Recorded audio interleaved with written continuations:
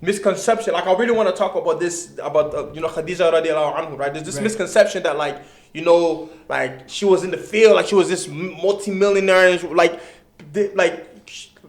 her like all her wealth came from her husband and her father, if I'm not mistaken, right? So it's not like she got it out the mud, right? She's not somebody that got it out the mud and stuff like that. Like she wasn't out in the field making like business deals and stuff like that. She was delegating, yeah, for sure, you know what I'm saying? But she wasn't like, she didn't like get it out the mud, you know? I think that's, then obviously there's different situations and whatnot, but the workforce is a very complex place. I feel like this idea, right, has been really pushed down and shoved down women's throat, where they're like, you need to work as hard as a man. You need to climb the ladder like a man. You need to, become a CEO, boss babe, and all these terms that are being thrown around. What's the end goal though? That's what we want to figure. Saying. You know what I'm saying? Because I'll use my mom as an example, right? Because she did both. She did, raising the housewife traditional, blah blah, and she did the workforce thing, the working thing, right? And I had a conversation with my mom. She said, bro, if I had to choose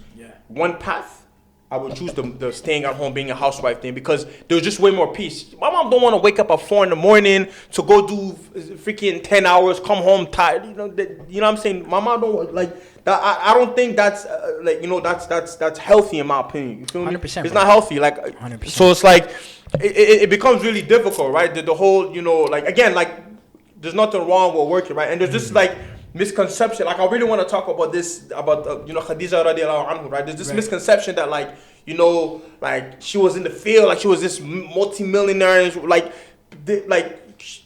and her like all her wealth came from her husband and her father, if I'm not mistaken, right? So it's not like she got it out the mud, right? She's not somebody that got it out the mud and stuff like that. Like she wasn't out in the field making like business deals and stuff like that. She was delegating, yeah, for sure, you know what I'm saying? But she wasn't like, she didn't like get it out the mud, you know? I think that's a good point. But also I feel like, listen, at the time of the Prophet, sallallahu alaihi wasallam, there were working women. Mm-hmm. There were working women. Women were working. But the kind of imbalance that we have today was not present. Yeah.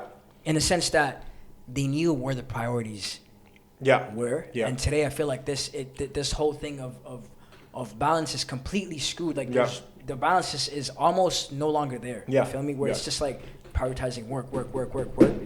And then you throw the kids to a nanny or whatever, and then you come home, both of you feel me, tired or whatever, and then the kid has been, through chilling with other kids. You know what I mean? Like it's not ideal. Exactly. And the thing is, like even like we'll go back to Khadeeja radiallahu anhu. Like when she married the Prophet and had kids, she took more of a traditional role. Mm-hmm. Right? People don't talk about that, right? Mm-hmm. Like the Muslim sisters, they don't talk about that. She took more of a traditional role because at the end of the day, you want your kids to be raised the same way you were raised, right? Without Islam.